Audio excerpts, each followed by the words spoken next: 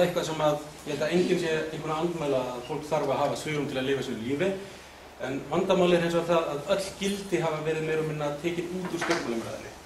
Leið og gildi komin í stjórnmálaumræðuna, þá bregst fólk við að þann hátt að nú sé verið að reyna að siðvæða samfélagið gegnum ríkisvaldið, það sé verið að reyna að þröngva tilteknum lífsstíl upp á alla.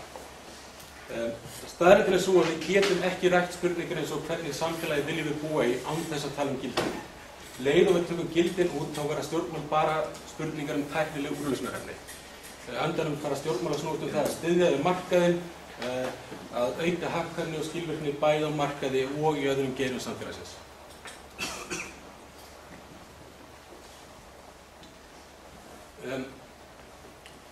Frjálshyggjufólk var með tvær málsvarnir eftir bankahrunið. Þær sem a.m.k. voru mjög skýrar. Fyrsta skýring frjálshyggjunnar á bankahruninu var sú að nokkrir óreiðumenn hefðu farið óvarlega með skelfilegum afleiðingum. Það var ekki kerfið sem brást, það voru einstaklingar. Og við skulum líta kurteislega fram hjá íróníinu sem að felst í því að einstaklingshyggju sinnar sé að verja kerfið fyrir einstaklingunum, en það hangir ansi mikið á spýtunni með þessari skýringu. Ef að það var ekki kerfið sem brást, heldur bara nokkrir einstaklingar, þá lausnin einfaldlega að taka þessa nokkra velvalda óreiðumenn, draga þá fyrir dómstóla og svo getum við bara haldið áfram á sömu braut. Hin skýringin sem kom var kerfislæg skýring. Auðvitað ekki svo skýring að frjálshyggjunni hefði brugðist, heldur svo að Ísland hefði aldrei verið hreint frjálshyggju samfélag. Það var ekki frjálshyggjunni að kenna hvernig fór, það var aðalega því sem hafði ekki tekist að vinda ofan af ríkisvaldinu sem að þvældist fyrir og felldi hagkerfið.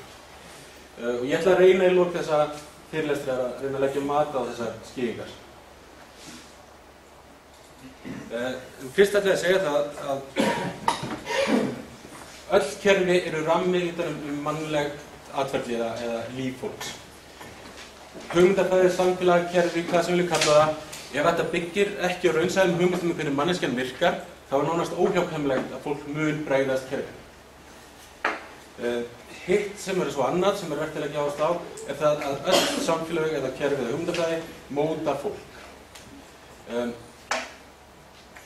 Þetta er ekki spurning einhvers konar félagsfræðilega nauðhyggju það að við séum allt það sem umhverfið gerir okkur. Kerfi eða samfélag móta okkur bara upp ákveðnum markmið. Til dæmis var það villa kommúnistana í Sovétríkjunum að ætla sér að endurmennta fólk og búa til samfélag byggt á grunni ákveðnar hliðar manneskjunnar, þar sem að fólk væri búið að fullrækta sitt félagslega eðli og væri hætt að vera sjálfselst og gráðugt og eigingja.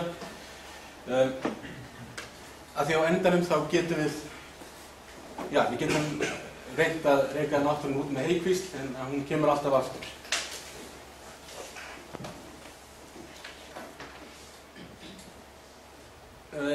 Þegar maður lesi gegnum frjálshyggju litteratúrinn, þá eru þessar 6 hugmyndir manneskjuna sem koma fyrir aftur og aftur og aftur.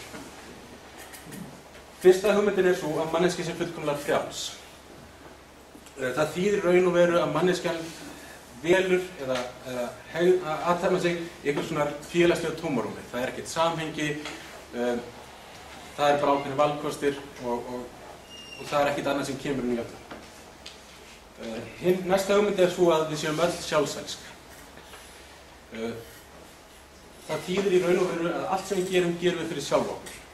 Ef við kjósum til dæmis að kaupa hjól fyrir, hvað kostar hjól í dag? 200.000 kall eða eitthvað vil á að vera, fyrir barnið okkar, frekar heldur en að skella okkur til útlanda í góða borgarferð yfir helgi, þá gerir það að við fá meiri ánægju úti þegar gefa barninu okkar hjólið. Það er engin hugmynd það að við upplifum aðrar hvatir til þess að gera hluti. Við gerum ekki rétt af því að það er rétt, við gerum bara rétt ef að veitur okkur ánægju, eða þjónar hagsmunum okkur ánægju. Þriðja hugmyndin er svo að fólk sé ásælið. Það þýðir í raun og veru að manneskjan, hún fær aldrei nóg. Hún reynir alltaf að fá meira, hún reynir að hámarka það sem hún fær.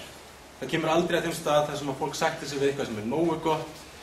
Við verðum alltaf að fara alla leið. Frjálshyggjan tengist efnishyggju mjög sterkt. hún yfirleitt formúleruð á þeim forsendum að fólk sé að velja efnisleg gæði á markaði. Dæmi sem að Friedman tekur það oftast að í kjörbúðinni getur hver valið bindi með þeim lit sem honum hentar best. Sum sem að við viljum velja í lífinu fellur ekki alveg undir þessa kategóríu. Þetta til þess erfitt að setja ýmsa þætti í sambandi við persónuþroska og annað slíkt í þetta samhengi. Manneskjan alltaf skynsum og hagsýn. Það þýðir í raun og veru ekkert annað en það að við reynum alltaf að hámarka útkoman okkar með þessum minnstum tilkostnaði. Og svo á endanum þá erum við fullkomnar upplýsingar allt sem að varðar okkar eigin velferð og erum óbrigðul á það hvað hentar okkur best.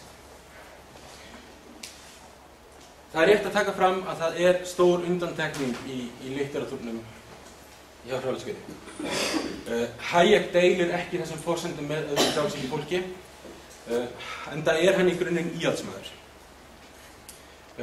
Hayek hefur til dæmis mjög takmarkað trú á því að manneskjan sé hagsýn og skynsum. Þvert á móti þá tilheyrir hann að stór hluti af hegðun fólks einkennist og skýrist af hefðarhyggju. Við erum alin upp til þess að meta ákveðna hluti á ákveðinn hátt og við finnum svona ákveðin hvata út frá þessari hefð að hegða okkur í samræmi við það. Hann tilheyrir heldur ekki að einstaklingur sé óbrigðill á eigin velferð. Hans rök eru hins vegar keimlík. Hann gerir mikið úr upplýsingavanda ríkisvaldsins. Ríkið getur aldrei vitað allt sem að viðkemur velferð allra einstaklinga og einstaklingurinn þess vegna í betri stöðu en aðrir til þess að velja fyrir sjálfum. Það tæki sem að honum hugnast best í þessu samhengi markaðurinn og ástæðan fyrir hann lítur á markaðinn sem lausn á skipulagsvandamálum samfélagsins það að markaðurinn sé fullkomið upplýsingakerfi. Ef hann fær að virka óheftur þá verður til verðmyndun sem muni senda skýr skilaboðum hvað sé þess við að kaupa það, á hvaða verði, hvað sé þess við að framleiða og svo framvegis. Þannig að niðurstaða Hayek þó að hann byrji á öðrum forsendum svo sama en hún hangir á því að hann hafi rétt fyrir sér með það að markaðurinn sé þetta öfluga upplýsingakerfi sem hann telur vera. Mér finnst mjög gaman að taka þetta dæmi úr skýrslu Viðskiptaráðs fjármálins og opinbera, aðrar leiðir færa, sem var birt árið 2009. Því að þessi málsgrein, hún gefur mjög góða mynd af því hvernig manneskjan virkar ef hún myndi virka frá sjónarhorni frjálshyggjunnar. Ég ætla að leyfa mér að lesa þetta bara. Við mótun skattkerfis ekki síst mikilvægt að hafa hugfast að ákvarðanir einstaklinga mótast af jaðrinum. Með því átt við að þegar einstaklingar vega og meta kosti og galla ákveðinna valmöguleika, hugsaður út frá jaðaráhrifum. Sem dæmi þetta má nefna að þegar einstaklingur tekur ákvörðun hvort borgi sig, að mennta sig, metur hann jaðaráhrif menntunarinnar. Ábatinn fólginn í bættri launahækkun og bættum starfskjörum sem fylgja aukinni menntun, en kostnaðurinn fólginn í þeim tíma og fjármunum sem lagðir í að afla menntunar. Þegar launaábatinn metin hafa jaðarskattar launatekna mikil áhrif, það hvað viðkomandi fer í eigin vasa af viðbótari tekjunum. Séu jaðarskattarnir of háir, gæti niðurstaðan verið svo að ekki borgi sig að mennta sig frekar. Sýnist mér flestir hérna inni séu búnir með þennan fas í lífinu þar sem voru að taka ákvörðunum menntun. Munið eftir þessi sátuð með Excel-töfluna var eitthvað jaðaráhrif þess að fyrir læknisfræði í þessu stað að verða ljóðskáld. Þetta skrifað 2009? Þetta skrifað 2009.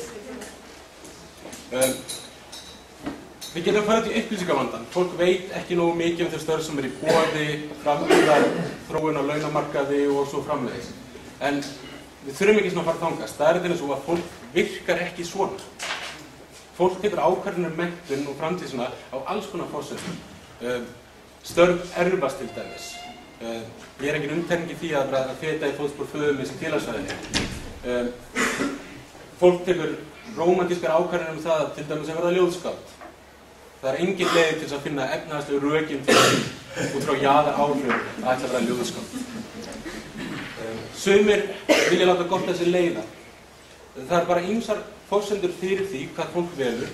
Spurningin þegar sérstaklega ungt fólk stendur frammi fyrir þegar það að velja sér nám ekki hver verður jaðarábatinn að því að velja þetta fag og vera svona lengi í skóla.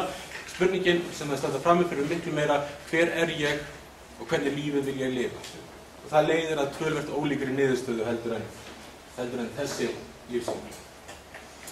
Kjarni málsins á að þessar hugmyndir manneskjuna sem frjálshyggjan hvílir á, þær eiga bara ekki við rök að styðjast. Að því leyti var óhjákvæmilegt annað heldur en að fólk myndi bregðast þessu kerfi. Hin hliðin er sú að þrátt fyrir allt þá hefur hugmyndafræði frjálshyggjunar áhrif á hvernig fólk virkar. Frjálshyggjan heldur á lofti ákveðnum gildum, hún breytir hvatakerfinu sem stöndum frammi fyrir til dæmis. Þegar gildum eins og efnishyggju haldið á lofti þá sprettur genn upp lífsgæðakapphlaup, virðing og staða í samfélaginu fyrir að ráðast miklu meira því hvað við eigum heldur en hvað við erum. Þegar frjálshyggjufólk segir að það sé ekkert í frjálshyggjunni sem hefði átt að leiða til bankahruns, þá það að fara frá frjálshyggjunni gegnum rauðu línuna þannig og yfir í heilsuhagkerfisins. Það sem að vantar inn í söguna er það að frjálshyggjunni er miðlað af einstaklingum. Frjálshyggjan innrætir ákveðin gildi og ákveðnar hugmyndir upp að ákveðnu marki. Þessi gildi hafa áhrifin á hegðun fólks sem aftur skilar okkur því að hagkerfið fungerar eða fungerar ekki. Ég held reyndar að hluti af söguna bak við bankahrunið hafi verið samspil gildana sem að frjálshyggjan innrætir og þeirra þátta í mannssálinni sem ekki var hægt að hrekja út með heikvísli. Þau gildi sem að tókst hvað best innræta eru efnis- og peningahyggja, einstaklingshyggja og ásælni. Það er ákveðin fasti samt sem að tókst ekki að vinna á, sem svo staðreynd að manneskjan fyrir allt kemur alls félagsvera. Það við séum félagsveru þýðir það að við höfum tilhneigingu til þess að mynda alls konar tengslanet og bandalög í því umhverfi sem við erum að starfa. Það þýðir líka að fólki sem í þessu sama umhverfi hefur svipað reynslu, svipað hagsmuni og tengslanetin verður mjög einsleitt. Þessi tengslaneti eru ekki mynduð yfirlega á köldum sérhagsmuna forsendum. Þetta ekki verið að kalkulera nákvæmlega hvaða vinir henta mér best til þess að ná mínu fram. Það eru dæmi það auðvitað. En mikið af svona tengslamyndum byggir frekar á fyrir reynslu og trausti sem hefur myndast. Og oft þessi tengslamyndum þannig að hún tekin þrátt fyrir að það sé heppilegra að svíkja viðkomandi en að halda bandalagið. Þegar hins vegar tengslin eru komin á, þá kemur náttúran enn og aftur inn og sérstaklega þessi gildi frjálshyggjunar, ásælnin, græðgin, sérhagsmunir og þá mjög auðvelt að fara að nýta þessi tengslinet til dæmis til þess að grafa undan virkni markaðins. Við getum tekið dæmi eins og að deila innherja upplýsingum eða verðsamráð. Þetta bæði nærtæk dæmi úr íslenskri sögu á síðustu árum. Og þannig held ég að þessi tveir þættir hafi komið saman. Ekkert af þessu snertir í sjálfu sér við markaðshyggju hægju. Ég held að þetta eitt og sér sé nóg til þess að afgreiða standard frjálshyggjuna. En hægju, eins og ég sagði áðan, hann með annan útgangspunkt. Hann íhaldsmaður og gengur út frá því að manneskjan sé ekki